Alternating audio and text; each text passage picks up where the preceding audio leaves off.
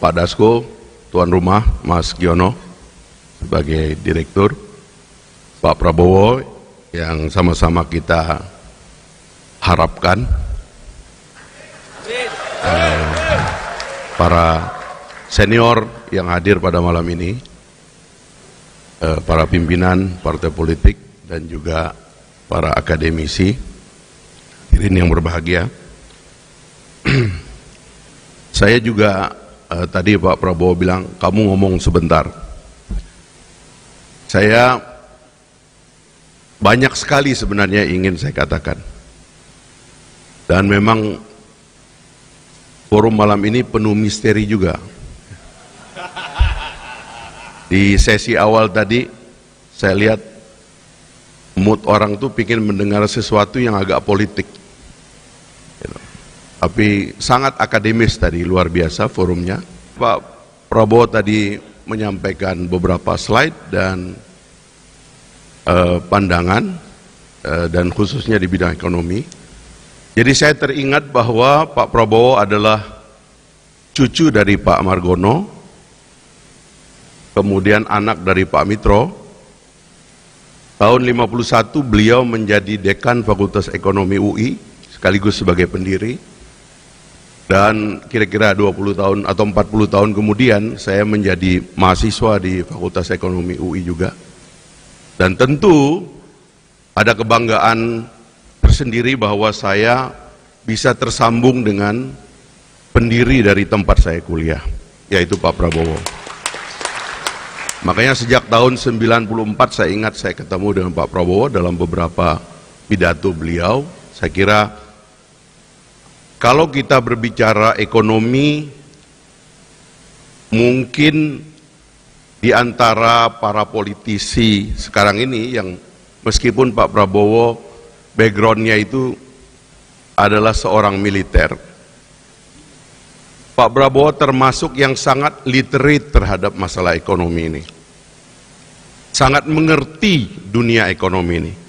Karena beliau lahir dari garis keturunan dari orang-orang yang memang berpikir dan belajar tentang ekonomi. Waktu pembukaan Universitas Terbuka tahun 84 saya ingat, pemerintah pada waktu itu mengundang Profesor Sumitro untuk memberikan kuliah tentang pembangunan ekonomi, dan itu ada bukunya. Saya kira juga di YouTube kita bisa nonton, itu masih banyak. Jadi saya kira tadi pidato Pak Prabowo yang memang transformasinya lebih banyak berbicara transformasi ekonomi, itu seperti pidato, karena ini di forum akademik, seperti kuliah perdana Profesor Sumitro bulan September tahun 84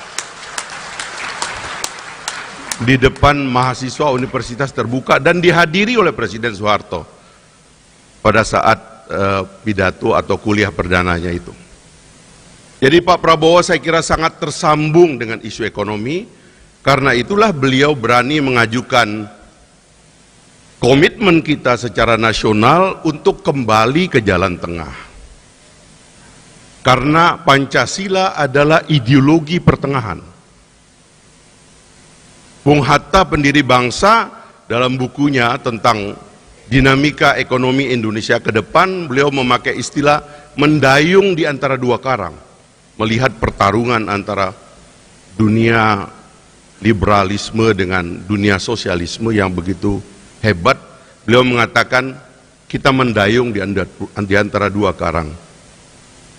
Bahkan untuk ekonomi Pancasila di UGM, di tempatnya Pak Jokowi, Pak Mubiarto menulis buku tentang ekonomi Pancasila. Belakangan saya baca bukunya Pak Jimli juga, itu tentang ekonomi konstitusi.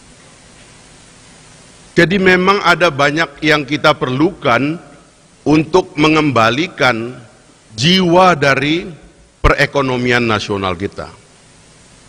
Peran koperasi misalnya di antara yang paling penting yang belakangan kita tidak dengar dan tidak signifikan. Dan saya kira tadi dengan platform yang disampaikan oleh Pak Prabowo kita akan kembali ke sana. Itu yang pertama yang saya ingin katakan, bahwa insya Allah jalan menuju ekonomi Pancasila mendayung di antara dua karang. Ekonomi baru yang kita akan gunakan untuk memperbaiki keadaan kita, terutama ketimpangan, akan menemukan jalannya kalau Pak Prabowo memimpin kita semua. Saya hanya mengusulkan dua hal di bidang ini, Pak Prabowo. Yang pertama adalah memang perlu ada penerjemahan teoritis yang lebih kuat, dan saya kira kita banyak ekonom yang bisa melakukan itu. Karena ini bukan pikiran baru. Tadi saya katakan Bung Hatta menyatakan itu. Beberapa guru besar menulis tentang itu, ya.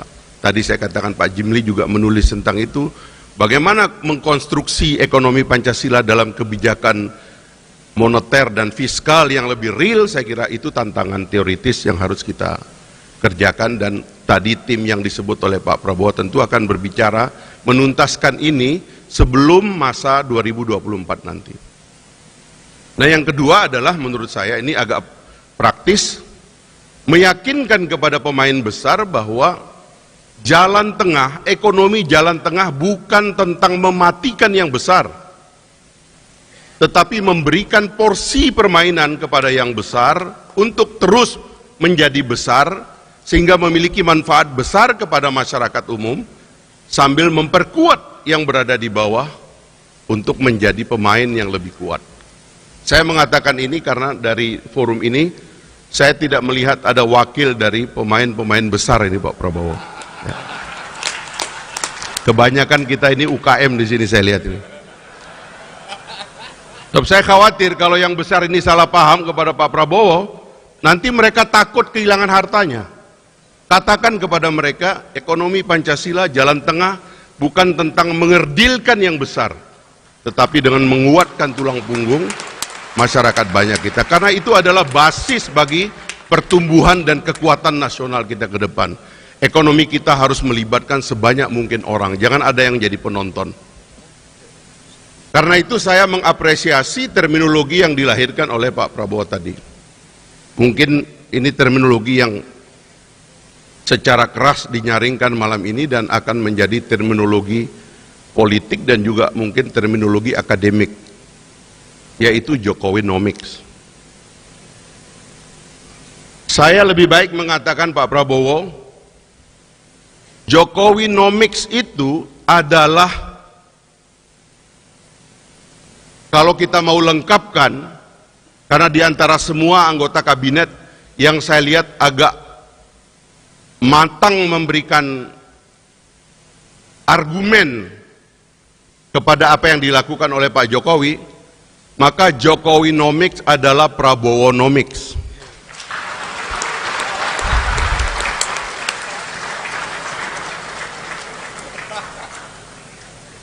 Saya ingin mengambil perhatian kita semua bahwa saya tidak main-main dengan istilah Prabowonomics adalah Jokowinomics, dan sebaliknya Jokowinomics adalah Prabowonomics.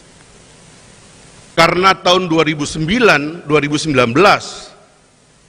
ketika Pak Prabowo memutuskan dan Pak Jokowi memutuskan adanya rekonsiliasi nasional, bersatunya dua kekuatan yang berseteru berkali-kali, ternyata pada waktu itu belum ada COVID, pada waktu itu kita belum tahu akan ada perang Rusia-Ukraina, pada waktu itu ketegangan Laut Cina Selatan atau krisis ekonomi belum seperti sekarang melanda beberapa dunia.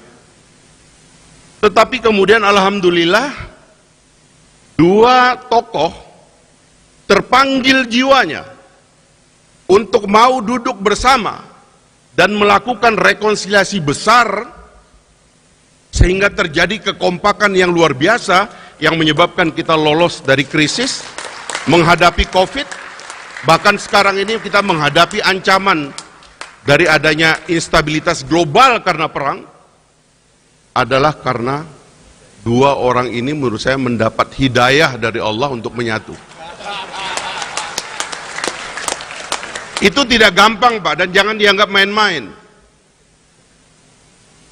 Kita sebagai bangsa ini punya catatan. Pak Prabowo tadi juga mengatakan kita kurang menghargai orang dan sebagainya, ada catatannya.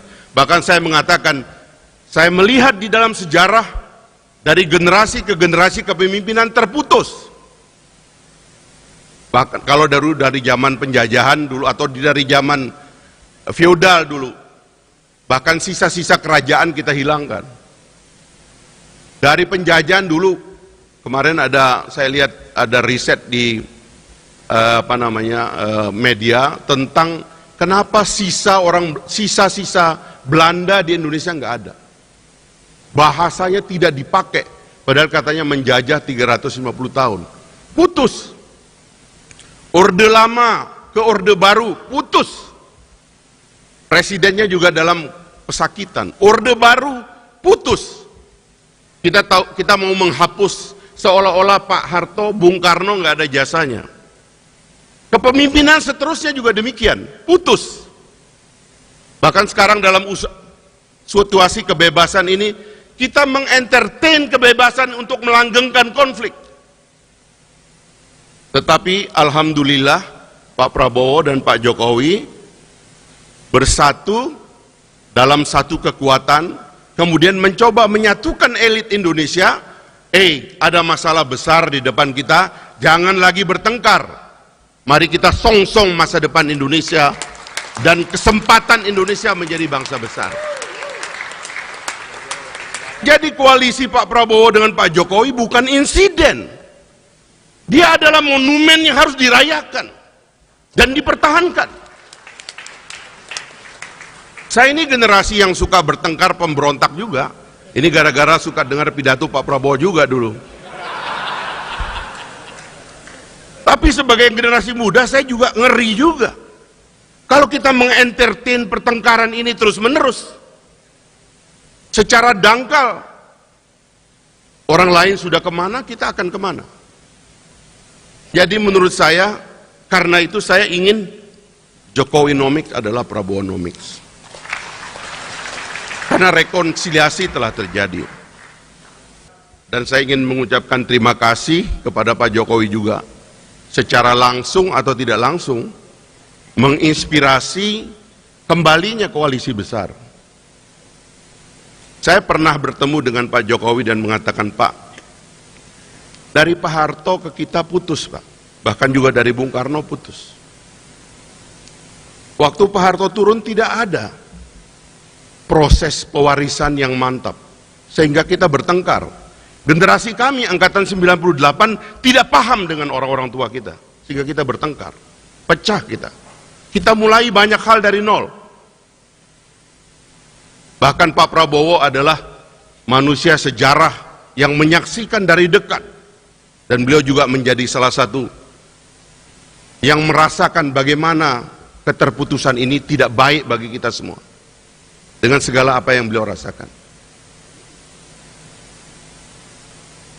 Kemudian kita melihat contoh di negara di sekitar kita, Pak. Tadi kita lihat Pak Harto. Kita lihat Pak Mahathir di Malaysia. Ada forum seperti ini, forum UMNO, Barisan Nasional. Orang-orang nangis minta beliau terus. Tapi beliau tanpa mempersiapkan satu kaderisasi dan regenerasi, beliau mundur. Ketika mundur, semua penggantinya dikritik. Yang mengantarkan beliau suatu hari kembali menjadi Perdana Menteri. Dan berakhir begitu cepat. Jadi tidak ada proses yang mulus. Mudah-mudahan Pak Anwar sekarang yang mimpin bisa memimpin rekonsiliasi bangsanya. Karena hasrat untuk bertengkar ini kuat di kita, Pak. Terutama anak-anak muda nih, pengen bertengkar aja kerjaannya. Nah, ada contoh Lee Kuan Yew yang mengatur. Waktu Gocok Tong, kemudian Chin Lung, mulus berjalan. Ada visi tentang keberlanjutan. Ada gagasan tentang bahwa kita memang punya perbedaan, tetapi tujuan besarnya tidak boleh hilang. Indonesia emas tetap ada di depan mata kita, dan kita tidak boleh bertengkar tentang Indonesia emas. Tadi Pak Amran mengatakan superpower baru, kebetulan Gelora pakai superpower baru, Pak. Ya mirip-mirip lah itu. Jadi menurut saya 2024 menurut saya pikiran besarnya yang tadi sudah diungkapkan oleh Pak Prabowo harus menjadi pikiran bersama. Kita tidak boleh lagi memberikan kesempatan kita karena ingin bertengkar atas nama demokrasi liberal, lalu kita rusak semuanya dan ingin semua mulai dari nol. Tidak kita izinkan itu. Yang terakhir saya ingin bilang begini Pak Prabowo. Waktu saya kecil Pak, saya suka berantem. Dan kalau berantem kadang-kadang di pinggir hutan Pak. Sampai capek saya berantem dengan teman saya itu. Kadang-kadang saya berpikir sebagai anak kecil, mudah-mudahan ada orang yang lewat melerai kita karena kita sudah capek. Jadi saya merasa Pak Prabowo ini ada di depan kita sekarang Pak. Saya ingin menjadi yang melerai pertengkaran kita.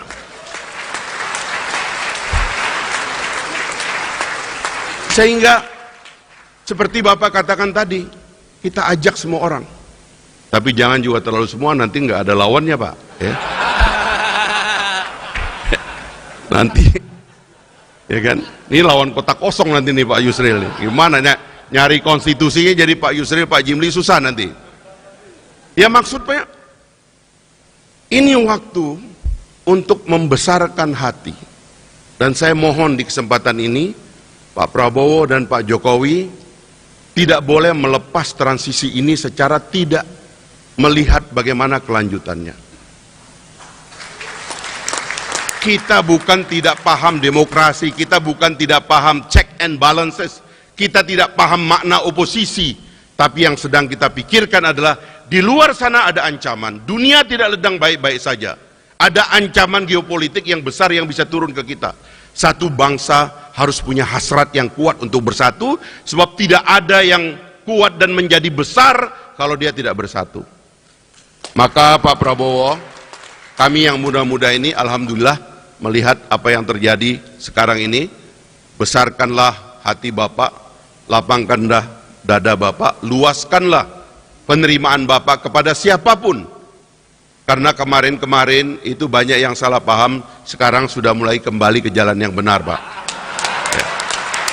Mudah-mudahan lancar jalan Bapak insya Allah menuju kepemimpinan untuk Indonesia yang kuat, karena insya Allah kita akan menjadi superpower baru di dunia ini. Terima kasih. Assalamualaikum warahmatullahi wabarakatuh.